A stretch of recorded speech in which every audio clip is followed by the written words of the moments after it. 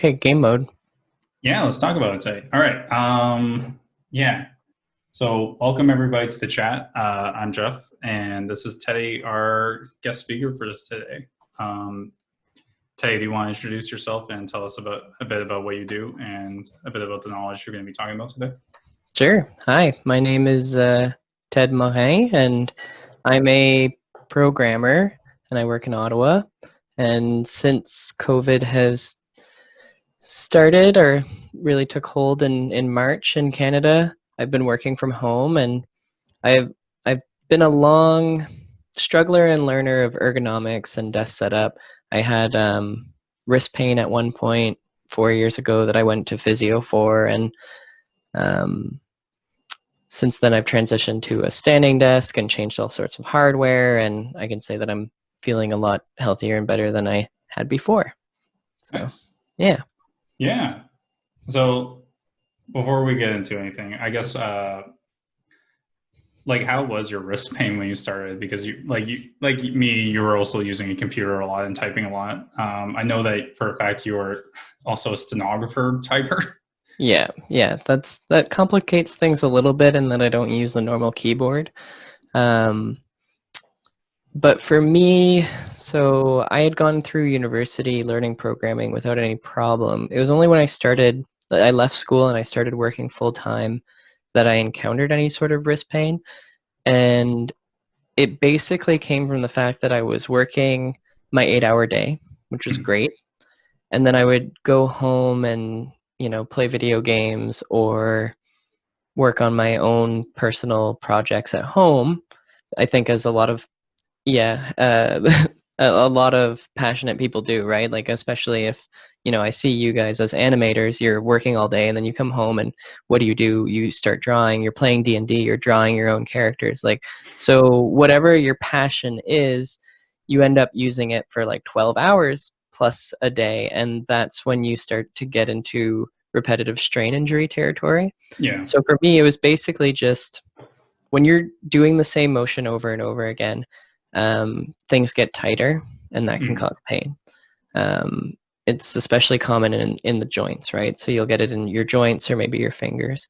So yeah, my journey out of that was a little complicated, but it can be summarized as making variations. So when I am on my personal computer playing games, I have different hardware that I use. So a different keyboard, a different mouse. Yeah. And that helps a lot because you're just exposing yourself to another thing. And then I also started strengthening my wrists. So like doing some body weight fitness and stretches that make the muscles around the joint stronger, which helps alleviate pain from the joint. Yeah, I know what you mean by that because I also use a different keyboard and mouse for everything I do. So when I'm at work, I have this keyboard. Is your video showing for people? I'll pin it right now.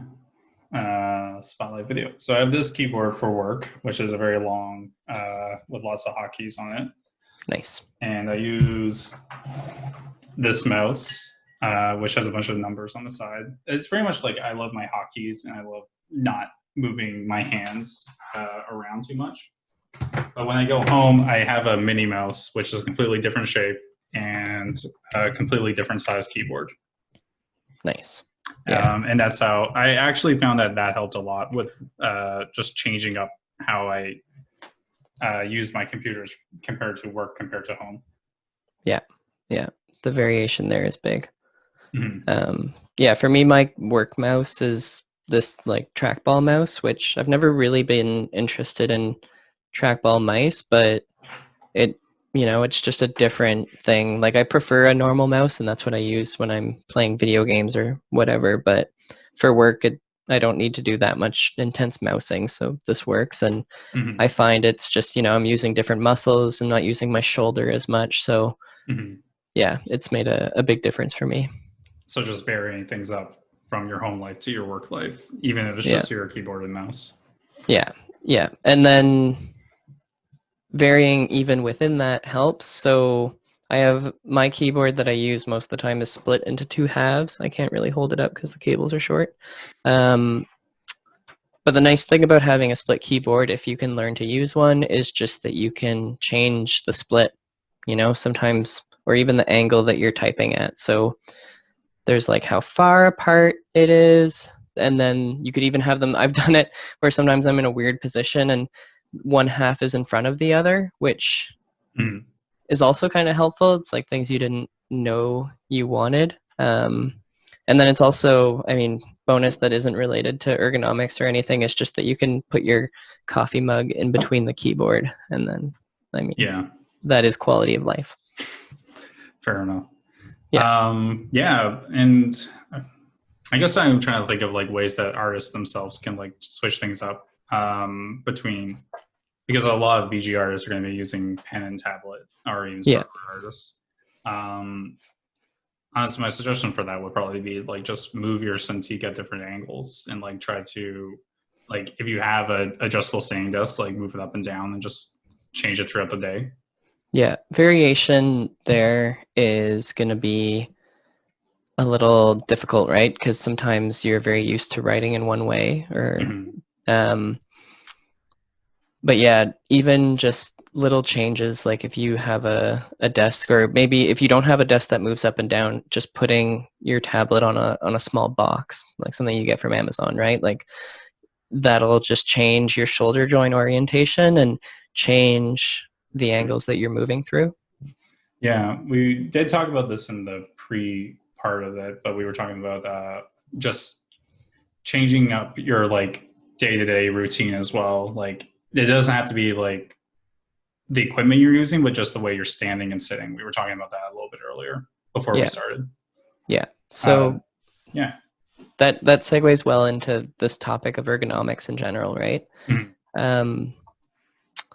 Ergonomics is a field. There are ergonomic specialists and all sorts of ergonomic equipment, and it's this word that we hear all the time, and everybody has a vague idea of what it means. But basically what ergonomics is to find the optimal way for you to hang out in one position for an entire workday. That's what the problem statement is, way back, we have factory workers who are standing for 8 hours a day, and they're getting varicose veins in their legs. Or we have an office worker who needs to be sitting at the office for 4 hours, a lunch break, and then 4 hours, and they're getting injured because like office workers are some of the most injured, like in terms of health benefits usage. We use health benefits way more than construction workers or farmers, which you'd think, like, farming seems really intense on your body.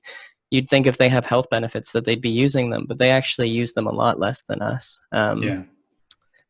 So it's basically just, ergonomics is this like really urgent reply to this problem where we're like, when we sit people in a desk all day, they get injured, and we need to solve that. And so I've kind of been of the opinion that ergonomics itself is a scam. Like it's not the solution. It's basically just a way for companies to minimize risk, because they don't want you to injure yourself so that you can't work anymore. The actual solution to the problem is to not sit at a desk for 8 hours a day, but that presents a conflict of interest because you still need to get your work done. So the truth, like, most things is not black or white. It's somewhere in between, and it's basically just that if you can vary as many things as you can, as automatically as you can, so that you don't have to think about it, that's where you're going to find the sweet point. Yeah. And so maybe you've heard like the expression of like sitting is the new smoking. That's a hype thing to say, and people that sell standing desks. And that's great. Like, it's great to acknowledge that sitting isn't good for you. And you probably do a lot of sitting. I think most of us do. If you consider, you have breakfast and you usually sit down to eat, and then maybe you drive to work and you sit down in the car to drive to work, and then you're at work, you're sitting, you take your lunch sitting, and then you go home and sit to watch TV and eat dinner and everything. If you add up all of the sitting time, it's very depressing, and I don't recommend you do it. But then you might say, okay, so let's swap out the sitting with just standing all the time. I'll get a standing desk and I'll stand, which I think sounds good, and everybody is on board with that idea, but it's the practice that's much harder. Like, I don't know how many people have tried making the standing transition, but when I have too, and it didn't work initially. I I actually had to give up because I would just get fatigued. Basically, I would start standing. I would make it an hour. Maybe I would make it to lunch, but then by the time that I had eaten lunch, I just couldn't think hard while standing. You know, I kind of told myself, like, you know, I can stand for easy stuff like writing emails, but when it comes to getting work done, I have to sit. That's kind of the story that I had in my head and had convinced myself of. Mm-hmm. And what I eventually learned is just that standing all day doesn't work. You know, it's the same problem, different subject. You know, like if you're standing in one position all day and not moving, you're gonna encounter a whole slew of different issues, and that's where the varicose veins in factory workers is like well documented. When the Industrial Revolution happened, everybody who was standing all day for work basically just like lost the blood flow in the lower function of their legs, which is super not recommended. Yeah, and so how do you combat that, right? Like, how do you add more movement into your day while still being productive? Yeah, it's a bit of a damned if you do, damned if you don't. Damned if you sit down all day, damned if you stand all day. The conclusion is we should all leave desk jobs and just go live in a forest. Like, yeah, but that might not be realistic for, I can think of like two reasons, mainly toilet paper. Until the society collapses and technology is gone away with. Yeah. So the trick with any kind of transition, if you ever want to change to a standing desk, like, don't just think of it doing it cold turkey, because it won't work. It's a really intense change, and I don't think, even if today I've been using a standing desk for 2 years now, and I don't think I could do an 8-hour standing session. That would be miserable. It reminds me of like doing part-time work at like Loblaws, where you're just behind the cash for 8 hours, and it's just, oh my gosh, you feel so exhausted at the end of those kind of jobs, right? Yeah, tiring. And in those ones, you're not even just standing, you're also moving. Like, so you're taking out the one relief, which is walking around, and you're turning it into just stand at your desk and try and be productive and try not to get hurt, which doesn't really work. So the first change I made to try and make the transition was I created a storage space for my office chair. So like a home for it. And it was just 10 feet away from my desk. And so I could sit, it was available to me, but I had to go walk and grab the chair. And it's amazing how that really tiny barrier between sitting and standing made a big difference in that. I was like, I'm working, I want to sit because it's a hard problem. And then I would look at my chair and be like, that's far, and then keep working. Eventually I would get it, but I moved its storage space from right in front of me to off to the side, and that made a huge difference. I don't know, how have you tried standing, Jeff, over time? I think I had the same, when I first got my standing desk, I had the same problem as you, where it's really hard to stand for the full day. And I just, around lunch as well, like I would normally bow out, and I was like maybe doing it for 3 hours, but I was finding that in those 3 hours I was standing, it was harder to focus on my work, because you're just like moving side to side and like fidgeting a lot, and you're thinking more about how you're tired than you actually the process of what you're trying to do. So the transition I made from my standing desk and stuff like that is that I wasn't going to beat myself up for not standing for long periods of time. So I would only use my standing desk when I was like, all right, I'm doing minimal brain work, where like it was animation process, and I was just like tweening things. And then I would use the standing desk. But when I was posing, or I needed to do something that was a bit more problem solving, I would sit down to focus. And then I would just go back and forth between those two.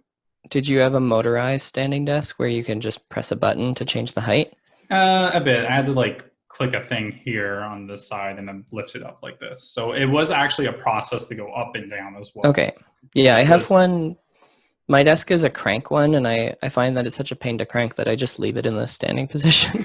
But when I worked in an office, we had a motorized one, which I felt was really good for just like making quick adjustments. If anybody's in the market for a standing desk, I would consider a motorized one because it just makes transitioning a lot easier. You can like take mini breaks and stuff, or like we were talking earlier, if your drawing tablet is giving you some shoulder pain, you just bump up the desk 2 inches and do it for 5 minutes. If it doesn't work, go down 4 inches, and then that way you can like really quickly get a feedback loop. Yeah. Right? Yeah. Much easier than a crank or one that you have to lift manually. Not that they're bad. Like any kind of desk that you can change a height is better than a fixed height one. But even if you have a fixed height one, you do have options. You can move around with your setup or add boxes, right? Like you can. I'm notorious for just having like cardboard boxes on my desk of different heights so that I can like change things, because I'm like, oh, I'm looking down at my monitor too much and moving things around. Yeah. So moving my chair was the first transition effort that really clicked for me in terms of standing. But there's been a lot of stuff that I've learned since then that's converted it from like a challenge to something that just feels better. I could talk a little bit about like my setup now, what I have around me and stuff, if you're curious. Yeah, let's do a little bit of that, and then we can go into a bit more of like less about equipment kind of stuff, because I know that there's always going to be a barrier to entry with that, with just money, which sucks. Yeah. But then maybe after that we can start to move more into like actually like things that we can do just physically with with your bodies. Yeah. Yeah, I things you lost can the do. word in my brain, but it was exercising and stretches. Yeah. Okay. Sweet. So in my desk, I already mentioned I have a standing desk. In terms of like classic ergonomics, I do have some things that I've taken from that. Your monitor should be at your eye level or up to 15 degrees above, like the top of the monitor. So if I were like standing here, the top of the monitor should be like right there. I actually have it level with my eyes, and my camera is just on top. And that just helps you avoid craning your neck up or having to look down all the time. You can also set your head. I don't know if anybody's ever like shown you this, where we have this posture that's forward, but to fix it, you can do a lot of things to get your head level that aren't necessarily what you'd want to do. And I'd recommend everybody kind of like plays with, if your chin is on your chest and you want to get your head to be level, you can do it through tilting backwards. You can do it through just your neck, or you can, and this is the move that I recommend doing and is worth learning and practicing, is basically just you picture your head on a ramp and you pull it back. And that it's over exaggerated when I'm doing this. Like, give yourself a double chin basically. And that is the position where you're using your thoracic back muscles to pull your spine straight. So you think of it as like chin down, ramp your head back. And the more you practice it, the easier it gets. The first time I did it, my spine cracked and I really had to strain like my muscles to do it. And then over time, it's become more natural. I still have a little bit of a head lean, but growing up on the computer, I had like crazy head lean. So it's gotten a lot better. So that's important, your monitor height. I mentioned I have a split keyboard. I really like that. My mouse, I've played with like changing my mousing hand. You can just do this like anytime. You can, use your left hand to mouse for a little while, or your right hand. It's not super comfortable, but how much mousing do you do in a day that it's going to make a big difference, and that can really help add variation. In terms of my like hardware that I have, so I have a stool instead of an office chair, and there are a couple of features of this stool that make it an advanced ergonomic tool. There's no padding on it, so that means it's very uncomfortable. And also it is tall, so I can use this stool and sit without lowering my desk, which is useful for my desk because it doesn't adjust easily. It's also not super comfortable because there's no back. which means that I'm keeping my core engaged, I'm keeping my spine neutral, I'm not slouching into a position like this. And I can only stand to sit on the stool for about 30 minutes before my butt gets numb. And so it's a very strong signal from my body that says like, okay, this sucks, so that I can get up from it. The other nice thing about having a stool is the ability to Captain Morgan. It's actually out of frame on my camera, and I did that on purpose just so that I can be in this position and people at work aren't like, what are you doing? But basically I've got my knee up and my foot on the stool, so I can Captain Morgan all day, which is a really great stretch that kind of mimics a squat. And it changes your weight balance. It varies things. Like I think you're probably seeing a theme. Yeah, I know. Like right now, racing chairs are like streaming chairs are popular, but I feel like those really, they seem good, but I feel like they weaken your muscles from being in proper form because they're supplementing what you should actually be doing. Yeah, any kind of brace is like that, you know, like we have foot orthotics, we have a back brace, you have, you know, some kind of chair, or actually you've probably maybe seen those like things that are supposed to pull your shoulders back. They all put your body in a better position, but they do it without any muscle activation. So if you're doing that, it's fine, but it's like dosage. If you're doing it all day long for an entire week, you're basically telling your body, oh, we don't actually need to hold ourselves in this position, so you can let those muscles go. And so with anything, it can be a good rehabilitation tool. Like if you go to a physio, you have, you know, acute pain and they give you this tool to fix it. It's important to use it. But for most of us, it's more like fixing your habits or fixing your environment so that you can keep your body working in the way that you want. But yeah, I mean, I won't deny that a racing chair is anything but comfortable.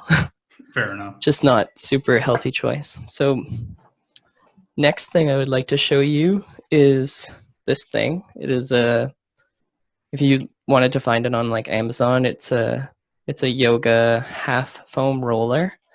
And the foam roller part is just that it's foam. Rollers are usually like tubes, and then it's because it's cut in half, it's called a half foam roller. And this thing is great because you can just put your foot on it, the front of your foot on it, and leave your heel on the ground. And what you do is you end up with like a nice stretch in your calf.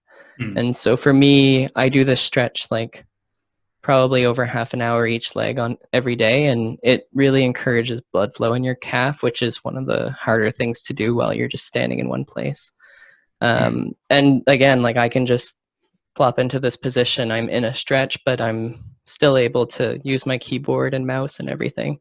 So just having these positions that are healthier, it's different from like taking a break and stretching, which we will talk about as well.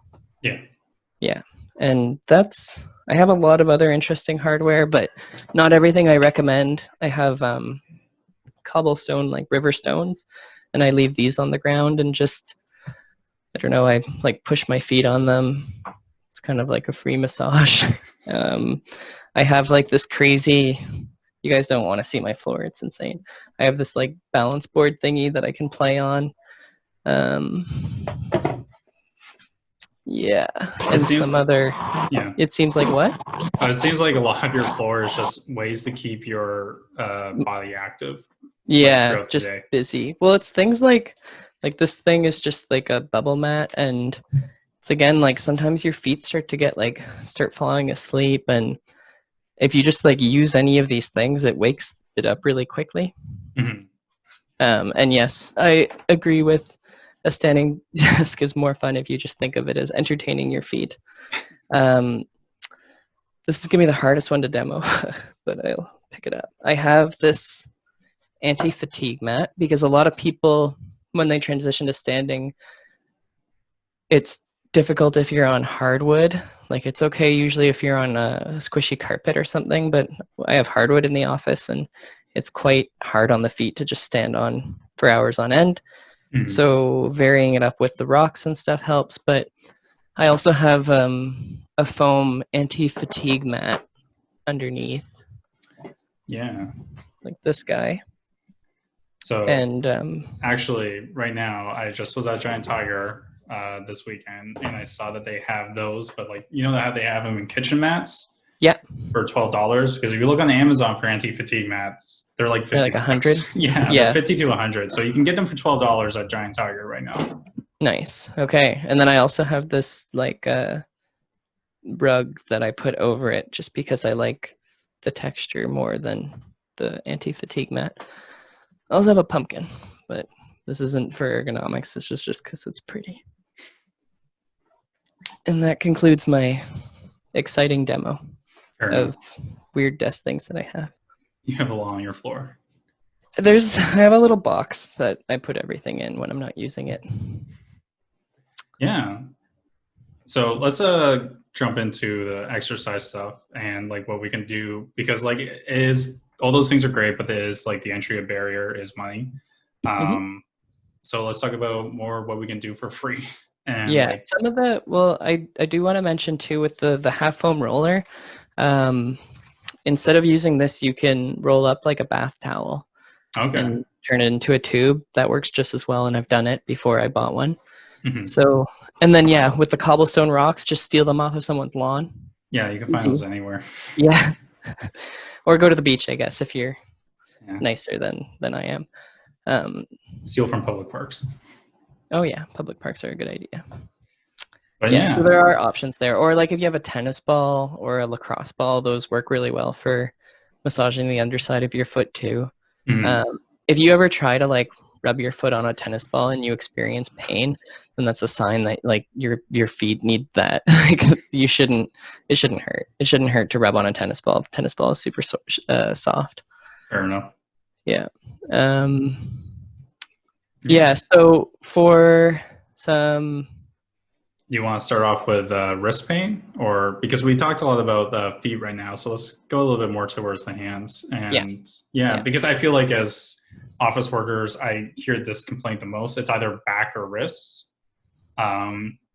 And the wrist one is like, I think a lot harder for people to figure out, because the back pain, people just normally vary up their desk positions and things like that, and they can normally make a bit of an adjustment. But wrist pain, it's a bit harder because you're constantly in the same position all day long, and it's hard to change things up.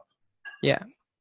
Okay, so let's talk some wrist stuff. So in addition to being able to like move your mouse from hand to hand, changing the type of hardware that you're using if you're going for more than just your workday on your computer, there are some stretches that you can do anytime, which is quite great. One, before we even like talk about wrists in particular, I want to talk about shoulder rotation, which is just when this is over exaggerated, but when we're sitting at a desk, there's a tendency to kind of roll forward in the shoulders, and that'll contribute to hunching over. You guys can probably like feel this position just from seeing it because it's so familiar. But one good habit to introduce is to externally rotate your shoulders, and you can think of it as like setting your shoulders up so that they're in a nice position. So where this is internal rotation, you can think about taking your hands and internally rotating them, and that puts your shoulders forward. That's a very weak position for the shoulder. It puts a lot of strain on them as you're using them. So externally rotating your shoulders would be, you can put them down next to you, flip them up, flip your hands up, and then think of it as a waiter. Like there's actually an exercise in one of the books that I'll recommend today, where it's the waiter stretch. And basically, so you set your elbows in, your hands up, and you pretend like you're serving out, but both ways. So both hands at the same time going outwards. And so when you do this, you'll probably feel a stretch inside your shoulder as you go further and further out. Okay? Someone there says that feels amazing. Yeah. So that is your shoulder is now in external rotation. So what you want to do is, you can work in external rotation. You bring it in and flip your hands back without letting your shoulders cave forward again. So Okay. you use the outwards position like this to set it, and then you can bring yourself back in and get on your keyboard and everything. And like Okay. anything, it's habit. It feels uncomfortable or unnatural at first, and then the more you do it, the more it'll become normal, where your shoulders just won't be rolled forward all the time. So that will help a little bit with the wrist, because the shoulder is, connected to the wrist through the elbow. Beyond that, when you're typing, one tendency that people have is to lay their wrists on the tabletop, which is very hard on your wrists. If you can experiment with this, and maybe it doesn't happen overnight, but if you hover your wrist while typing, you can reduce a lot of wrist strain. Yeah, I have well, I just use the wrist pad, but I don't really use it as a wrist pad. I use it as like a palm pad and keep my Nice. wrists elevated above the table. Yeah, and wrist rests are great for resting your wrists. It's when you're actually typing that it matters more, because that's when you're moving your fingers, and that's gonna move muscles from your forearm. Like, I don't know if anybody wants to do this, but if you feel your wrist and then move your fingers, you can feel all the little muscles and tendons and ligaments moving around in there.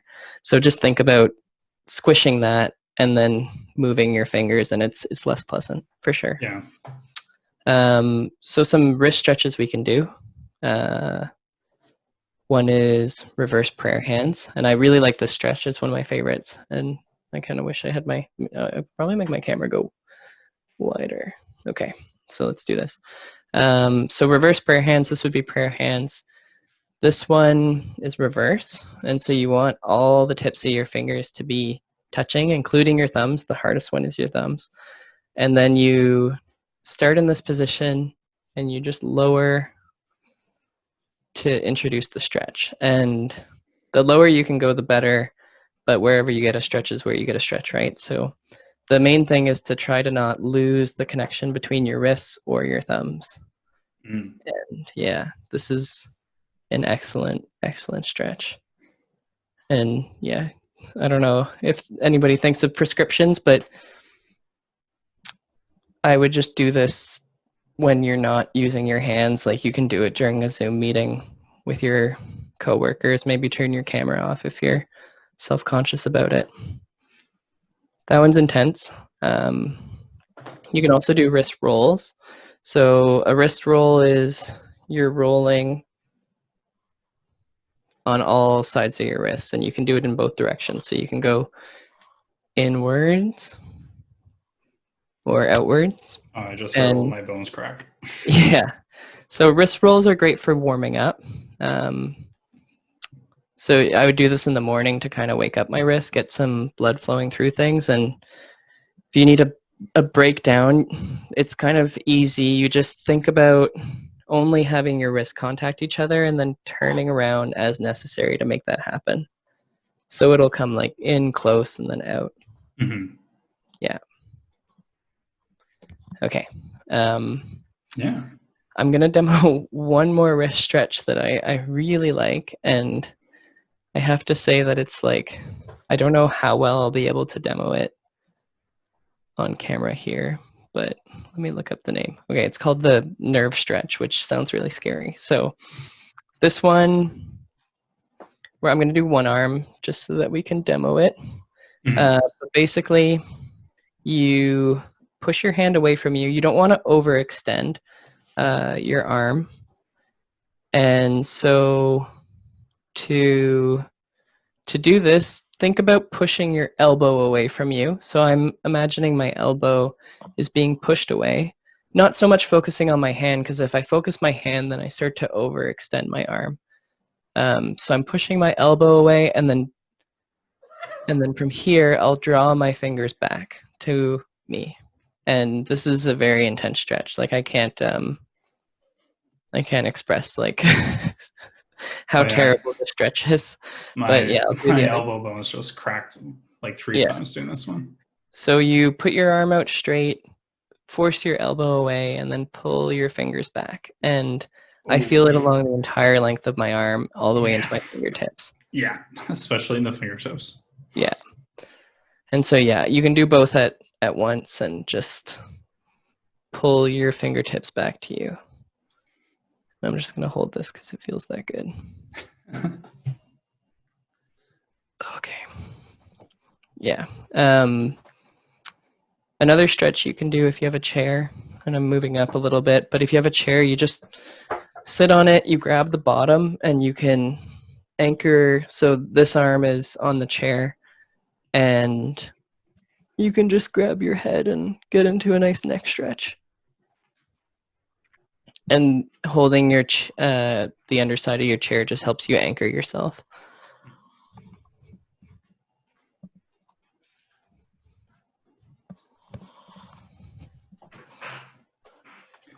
Yeah.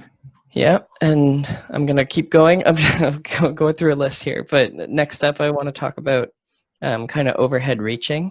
Yeah. So one of the bigger causes of like shoulder and back pain is just the fact that we don't really ever reach overhead because there's no need to in like in the entirety of modern society. There's like no reason other than, well, even if you're in your kitchen, you get a stool, right? So it's helpful to just like do snow angels in the air, and I would do that. You can do it against a wall and keep your hands on the wall the whole time. I don't have a wall here to demo on, but you just keep your hands on the wall and go all the way up overhead and all the way down. And that's a great stretch too if you're ever feeling any kind of stickiness in the shoulders or back. Yeah, Yeah. I think one of the biggest things has always been shoulders for me, which has been going better lately. But yeah, I've always had pain in my shoulders since working 8 hours office job. Yeah.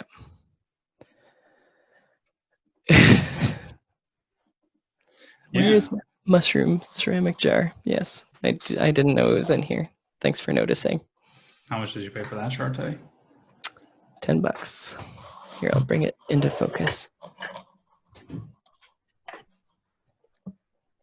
Very It's nice. very exciting. Thank you for noticing.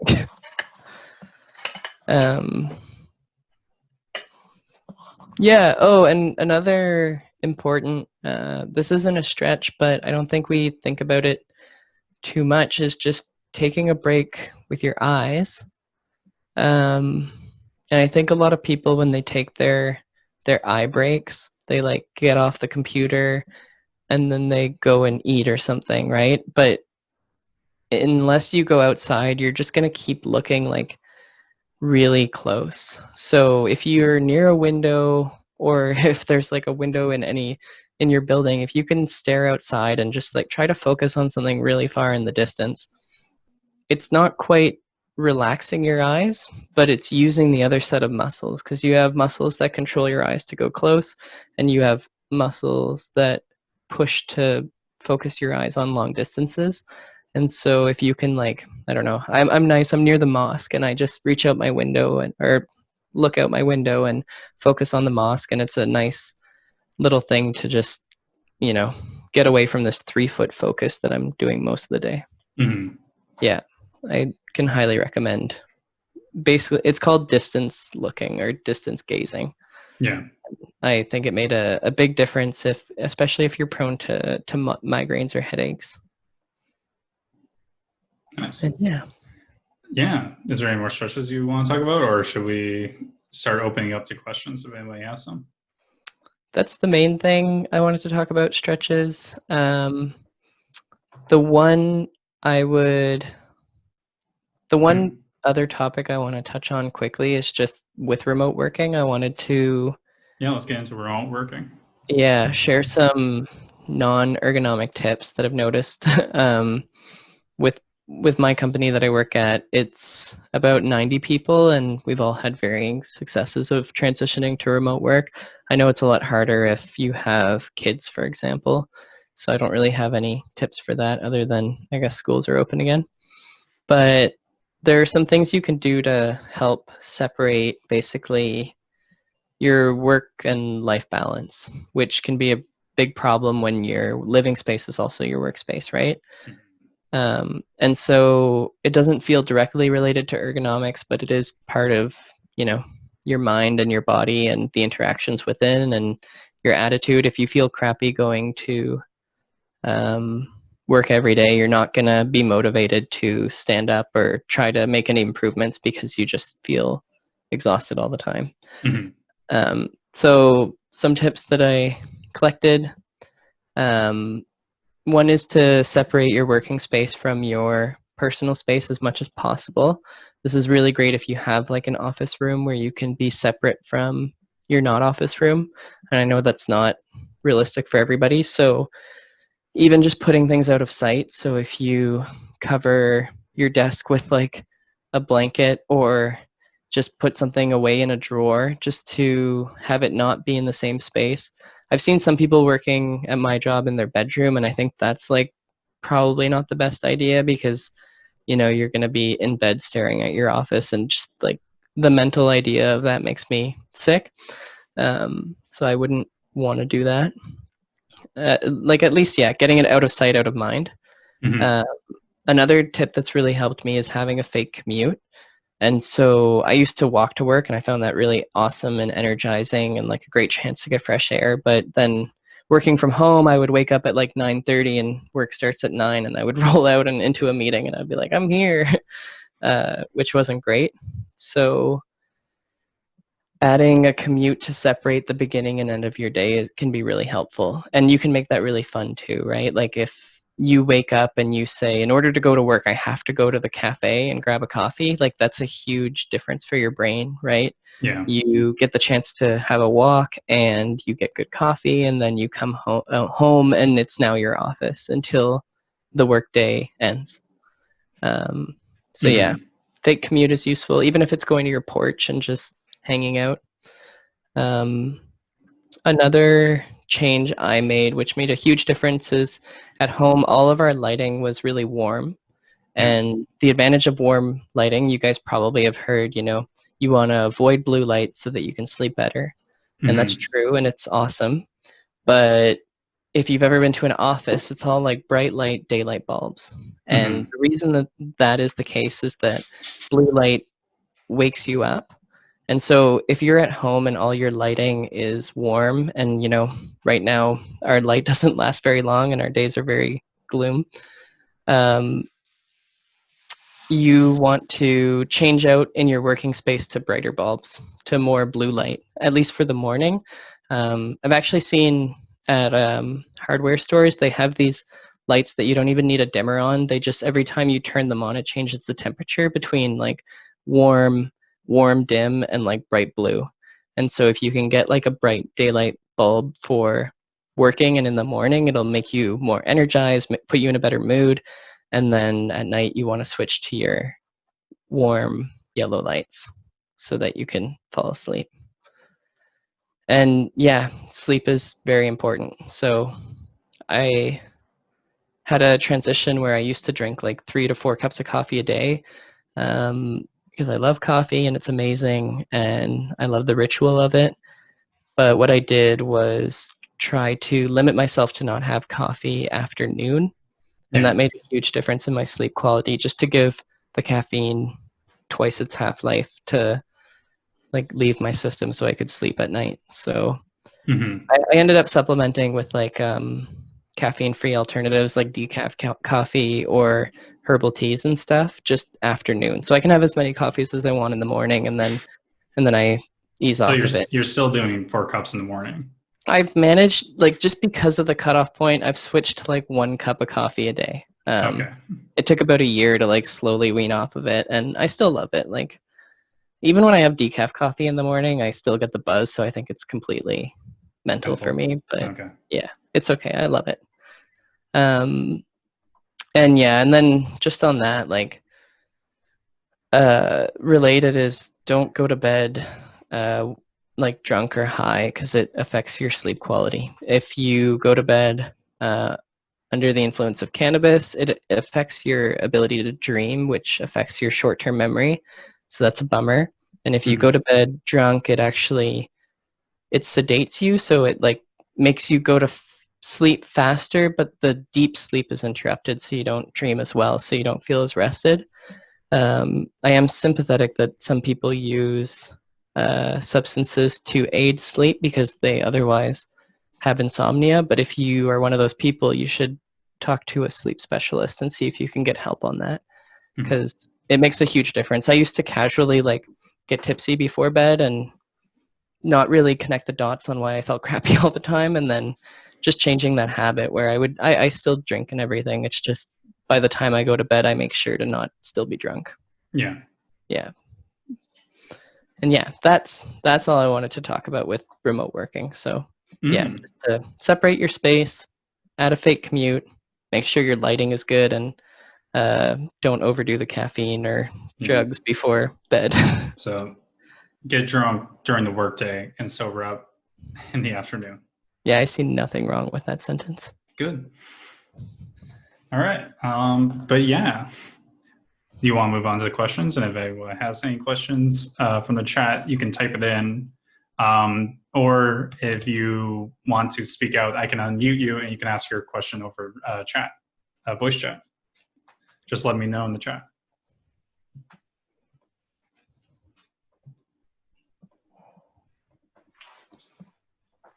Also, while we're waiting for questions, I'll point out 2 books that I really recommend. And I will post them in the chat too. It's just, there's one called Don't Just Sit There by Katy Bowman, and that book is amazing, and it talks about transitioning to a dynamic workstation. It covers a lot of the stuff that I talked about today in terms of varying up positions and being kind to yourself, and you don't need to stand for 4 hours. That's unrealistic, and some tools to deal with that.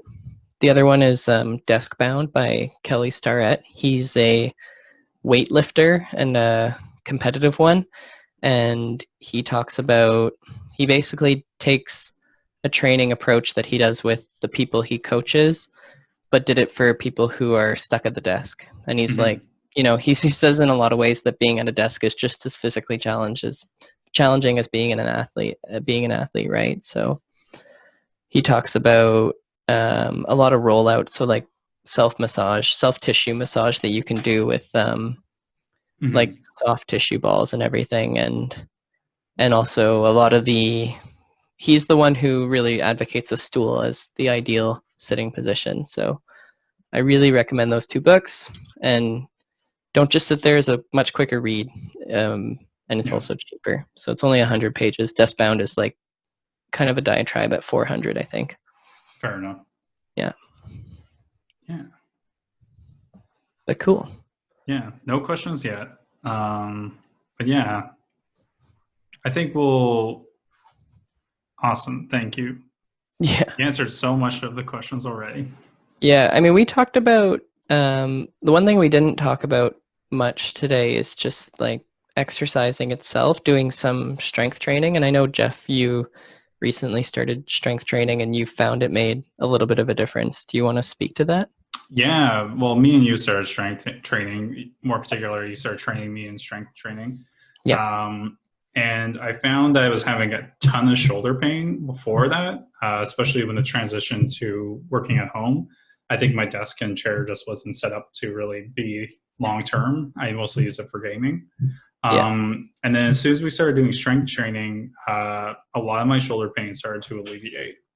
I think it's just because we started building muscles in the shoulder and in like the tricep and just this whole area.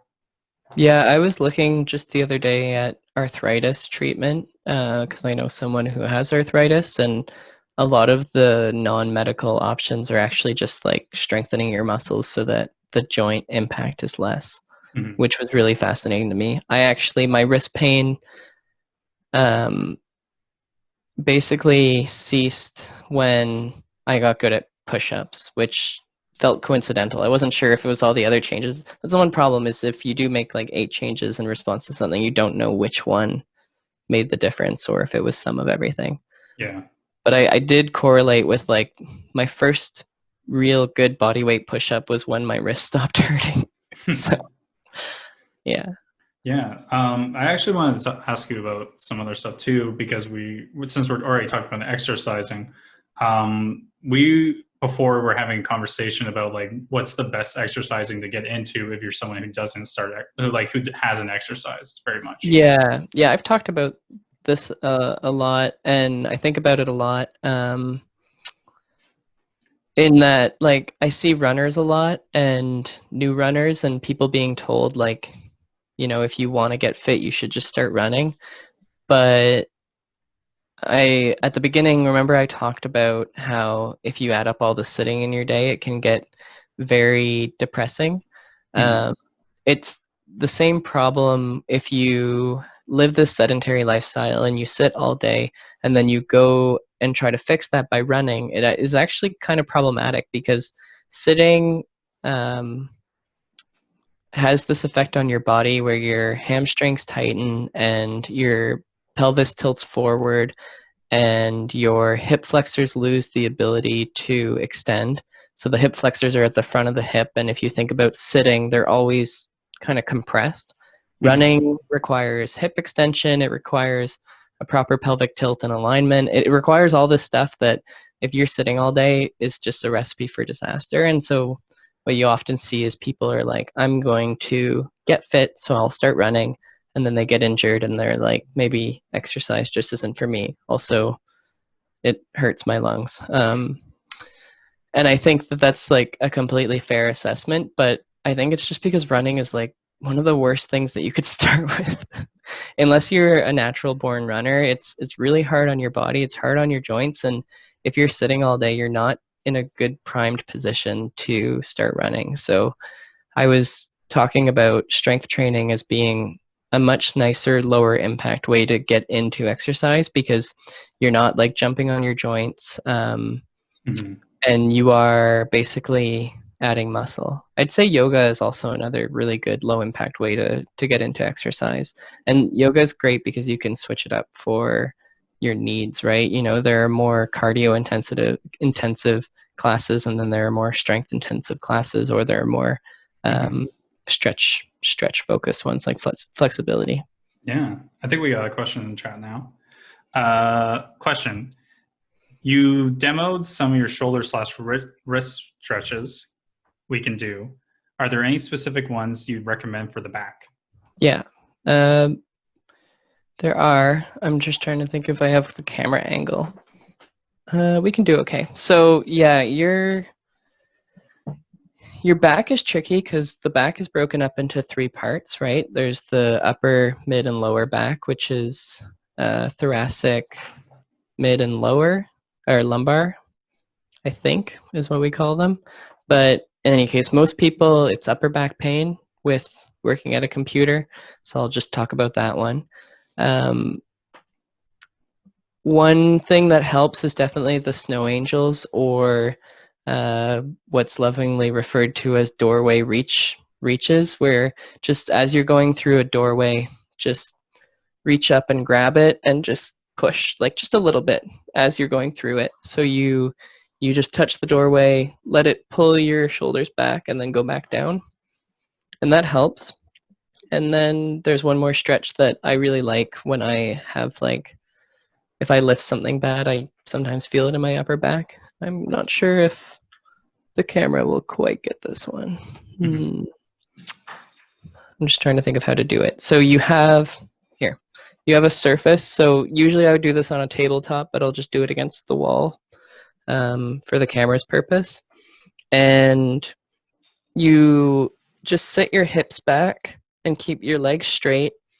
And it's a relaxing stretch where you get into the stable position and then you let your head drop and you let your spine just fall to the floor. You think of your chest just heading towards the floor. And you should feel a stretch in your back as you do that. And I would hold it for like 30 seconds plus. Just let it sink in. It's really nice. Mm-hmm. Yeah, so if you were searching that on Google, you would look for thoracic stretch, and it's probably one of the first ones you'd find. Nice. Yeah. Since we don't have another question, I actually have one concerning cannabis oil as a treatment for wrist pain. Do you have any thoughts on that, or have you heard anybody using that before? Like CBD in particular? Yeah.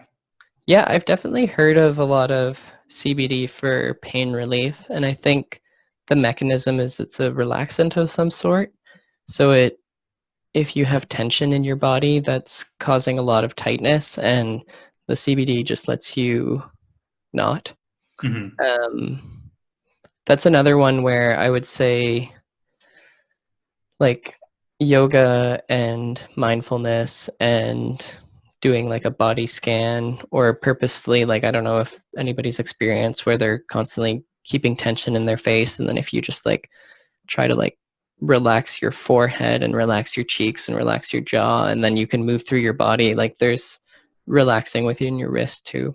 But I don't know much about CBD oil, and I haven't used it myself, so I can't Hmm. speak to exactly how it works, but I know that it's used in a lot of people who have chronic pain, which seems promising, and it's not harmful. Like, so I'd say go for it and see if it works for you.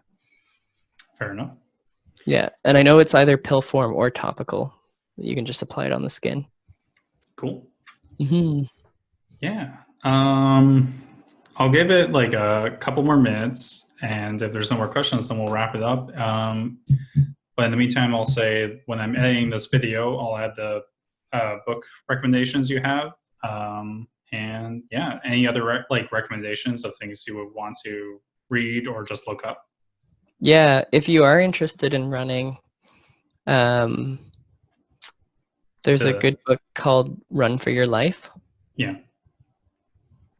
And Sarah let a note that said CBD oil can interrupt some medications, so check with your doctor before you're using it if you're already taking other medications. And I think that's sound advice. That's very Um, good advice. yeah, there's a book called Run for Your Life, and other than the cheeky title, it's really good. Um, it's a little boring, I'll give it that. Let me find the author. I think it's Mark Cuccuzella, Dr. Mark Cuccuzella. And yeah, it says Run for Your Life, How to Run, Walk, and Move Without Pain or Injury and Achieve a Sense of Well-Being and Joy. It's a very optimistic title.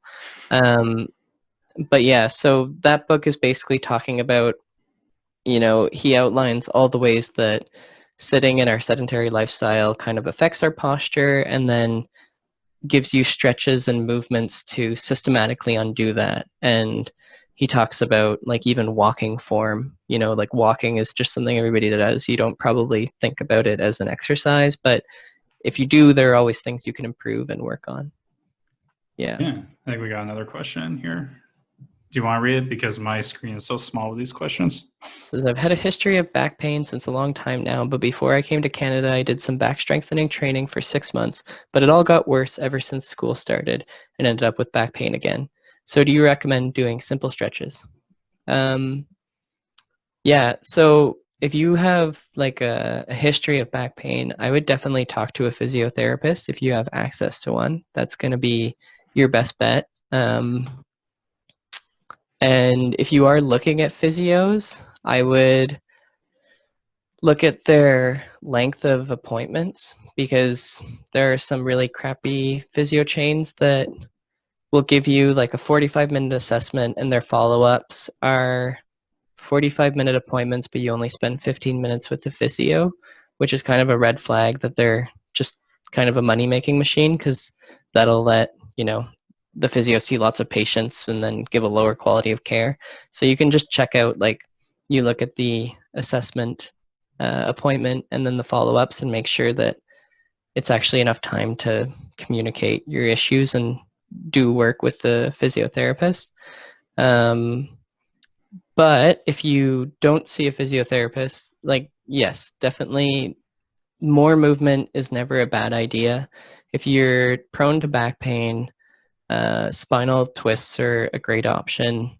And you can also do several release exercises. And this is why it's helpful to have like a physio, is they can tell you where your pain comes from and diagnose it as like, maybe your psoas is tight, and that has a different release than, if your upper back is causing you pain.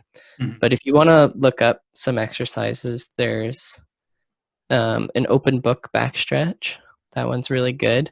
You lie on the floor on one side, and then you just open up your entire body and close it again. There's thread the needle, which is, I can't describe that at all. Yeah, you would just have to look up thread the needle exercise. And yeah, there is a lot you can do, but I would say if you can talk to a physio, they're probably the best people to give you a path on where to improve on. Do we have another question? Maybe I have a weird question, but do you guys personally have eating habits, routines that were adapted to improve work? I tend to feel tired and bloated and unwilling to work after eating a meal. Wondering if it's something that you've dealt with. Personally, yes, and I think also for you, yes. Yeah. Yeah, we've both experienced this. I don't know if you want to share what you've done, Jeff. So personally myself, I've for the last like 2 years have been eating keto. I've always had a hard time with weight, and I wanted to make a change into how like my eating habits. Most of that stuff though came from just like a mental thing of like sadness and like using eating bad food to like cope with anxiety and things like that. So when I switched to keto, it was like to kind of combat that and also help my own health. I was having like a lot of chest pains and stuff like that. But I also found that eating, like it was like anything that I ate that wasn't keto or like that wasn't like healthy, kind of had me in this weird bloated like fatigue state afterwards, where it was like too much sugar, too much carb, like too much like it was. I think it was just like a sign that what I was eating wasn't good for me, and it made me very tired afterwards. Yeah. Where when I eat healthier, not it doesn't even have to be keto. When I just eat healthier in general, I don't really feel that fatigue. Yeah. I also experimented with low carb diets and found them very helpful for kind of keeping my energy levels more consistent. I'm pretty naturally a fidgety, high energy person, but when I eat a lot of like rice, like I really love this one Indian place near work, and it's just like a reality that I have to ask for like a smaller portion of rice, otherwise I get bloated and sad because it just is too much for me. Another thing that made a big difference and also helped with the standing desk transition was just having a big mason jar of water at my desk. And what happens is while that water is there, I drink it. I need to use the washroom. I go to the washroom and I refill my water. And so that would just create the cycle of like, I could never be at my desk for more time than I had to pee, which is like, if you're drinking a whole mason jar, it gets to be pretty often. I would also say, like, in terms of dealing with energy level, some people are grazers. They deal really well with like constantly snacking and then skipping the big lunch. I find that doesn't work for me. If I snack, I tend to just overeat, but I know some people do really well on that. So that's something you could experiment with. Another thing is to try intermittent fasting. And the simplest form of intermittent fasting is just skip breakfast and see how you feel. It's like a really low risk thing. You know, the world isn't going to explode if you skip breakfast once. And well, most of our ideas of, oh, sorry, Tay. Yeah, no, go for it. I was going to say most of our ideas about breakfast are kind of perpetuated by Kellogg's anyways. Like all that stuff about breakfast being the healthiest meal of the day is untrue. You can get along just fine without breakfast. I haven't eaten breakfast in like 3 years. Are you alive or dead? I'm alive. Are you sure? Yeah. No. Like you remember in the 80s and the 90s where the food pyramid had like 5 servings of bread at the bottom? Like that's what you were supposed to eat the most in your day. Pyramid. That's insane now thinking about it. Like there's so much crap in bread and Yeah. So that is like the same myths perpetuated. Can't say that word today. It was just like these myths that we had about like eating breakfast, and breakfast was like very much sponsored by like cereal companies that promote a lot of bread and carb. Well, even if you look at the composition of most breakfasts, they're not the best. Like if you're doing a low carb diet, then you're probably eating bacon and eggs. Like that's a certainly breakfast food. But most other options tend to be, you have bagels, which are super dense. Um, you have your toast, you have cereal with like sugary milk. We tend to have like skim milk, which is kind of sugar water.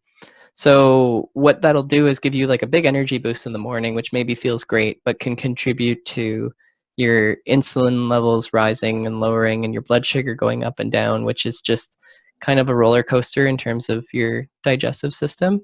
So I found that skipping breakfast, I do very well there, and it keeps my energy level more even. And you can also just have a smaller breakfast if you are hungry in the morning. Like if you put some cream in your coffee, then that's 100 calories, and it might be enough to curb the beginning of your day. So yeah, I would say like the short answer to that question is, I'm going to sound like a broken record, is just trying variations. So breakfast is optional. It's not a bad thing. It's not a good thing. It's just a thing, and everybody reacts differently to it. And then lunch too. Like maybe if you're not hungry at lunch, consider not eating, or prepare your lunch, but then don't eat it and then have it later if you do feel hungry. Or if you feel low energy, have some water before you eat. Like it's it's kind of this thing where you're rewarded through experimenting. If you experiment with this kind of stuff, you will find something better than what you're doing right now. It's just like, it's really unlikely that the way you were raised is exactly perfect for you. So the more you can kind of make little changes and experiment with things, the better your outcomes will be, because you'll find out what works for you. And I know that like it's not even genetic, because my sister is, my sister came from the same parents, and she's very different from me in terms of she could never skip breakfast, and she eats 12 things a day, and it's mostly like she's big on fruit and rice and stuff, which I'm not. So it's just interesting seeing how we both thrive under different conditions. Mm-hmm. What Yeah. what would you recommend? We talked a lot about like low carb, but what would you recommend other experimentation be? Like, it doesn't have to even be dieting, just like Yeah. what No, kind I of think good alternatives? yeah, Also, I don't like nutritionist to is great. call eating keto dieting, because I think dieting has a stigmatized word to it. I think it's just changing up your diet to something that suits you and your body better. Yeah, I agree Dieting with is such a that. weird like word that we made shitty through. Yeah. I mean, it became a product in an industry, right? Yeah. Like I would say even keto foods fail a lot of the tests of like real food. That's where actually there's an author, Michael Pollan. He's written a lot about food and healthy food choices. He kind of spearheaded the naturalist food movement, and his findings can be summed up as: eat real food, mostly vegetables, and not too much. So that is like basically avoid anything that's hyper processed, because our bodies weren't really built to handle like refined sugars and grains and things that have been pre-processed, and so we absorb them more aggressively. Mostly vegetables if you can. So that's like reducing your meat intake at least proportionally to what you're eating, because vegetables, they're more filling in a way because you have to eat more of them. They're high in fiber. You can still have meat, of course, and there's nothing wrong with that. Um, and seeking out higher quality sources of meat and less processed sources of meat is going to benefit you too. And not too much. So don't overeat. That's like a big one, and it's really hard. I find it mentally challenging to not overeat. Yeah. Oh, I And I find think that. of it as like my desk thing, like putting my desk away. Like usually, if I make a big meal, I try to set some aside in the fridge before I serve myself, so that it's not like I've mentally reserved it already. Otherwise, I'll just go for seconds and eat the whole thing. Yeah, I understand Yeah. that. Like, I like definitely one of my anxieties is to overeat food, and that's Yeah. how I cope with anxiety. Yeah. So that kind of thing, like it's better not to leave it up to willpower. If you can engineer your environment in some way to make it so that you don't even have a choice, that's nicer. Yeah. So like avoid buying chips unless, you're having people over. Yeah. That Delete kind of thing. Uber Eats and skip the dishes from your phone. No, Oh, never. I won't. Yeah. Well, You're, yeah. this wasn't directly into ergonomics and everything, but it's fun to talk about for sure. Yeah. Yeah. I can speak to that a little bit too. I saw a nutritionist to help identify foods that my body was having a hard time digesting. Seeing a dietary specialist can help if it works within your budget and falls within your benefits. Yeah, especially for people who have like undiscovered intolerances or allergies, elimination diets can be life-changing. Like some people are FODMAP sensitive, and if you fix that, like it's like discovering you have sleep apnea. It's like, why am I always sick? It's like because you're allergic to the food you're eating, or why am I always tired? It's like because you don't breathe at night, Yeah. It's That like was my a huge brother. discovery. Yeah. That was Michael, my brother Michael, who in middle school, he was always sick, like always sick. And the doctor's like, he's just faking it. Like he just doesn't want to be at school. And then my Yeah. parents took him to a nutritionist and they're like, no, he's very allergic to gluten. He has to stop eating bread. Yeah. Yeah. That's funny. Yeah, my partner and wife has an allergy called oral allergy syndrome, and what it means is that she's allergic to most raw fruits and vegetables. And it's very hard to convince people that this is a real thing. But I don't know. I think it's the kind of thing where people kind of deal with this inconvenience where they're like, yeah, when you eat bananas or apples, your mouth just hurts, right? Like that's normal. And then you don't really realize that it's not normal until someone tells you it's a thing. Mm-hmm. Yeah. And yeah, oral allergy syndrome is interesting because most of the time, if you're allergic to raw fruits and veggies, then you can eat them cooked, and vice versa, where if you can't eat them cooked, you can eat them raw. It's Yeah. kind of funny. Nice. Yeah. Do we have any final questions before we start to wrap things up? Throw them out now while we have the time.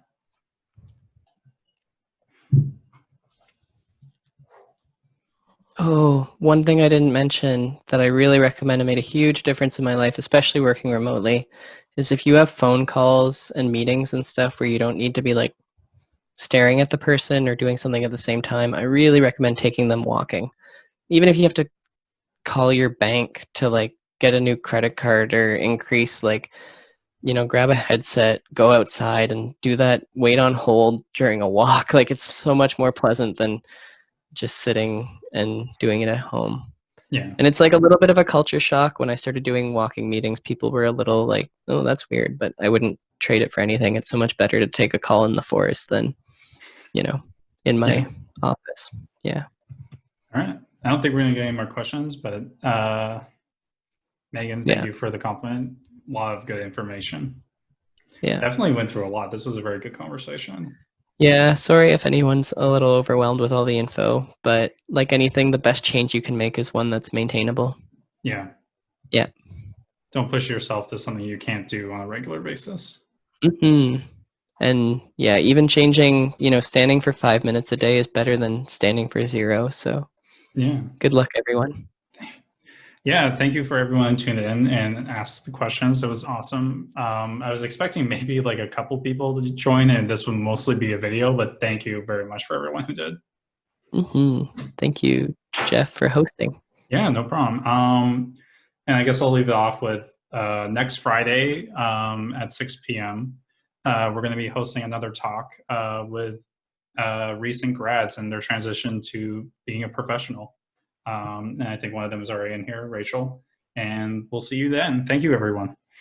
Thank you. Bye, everyone.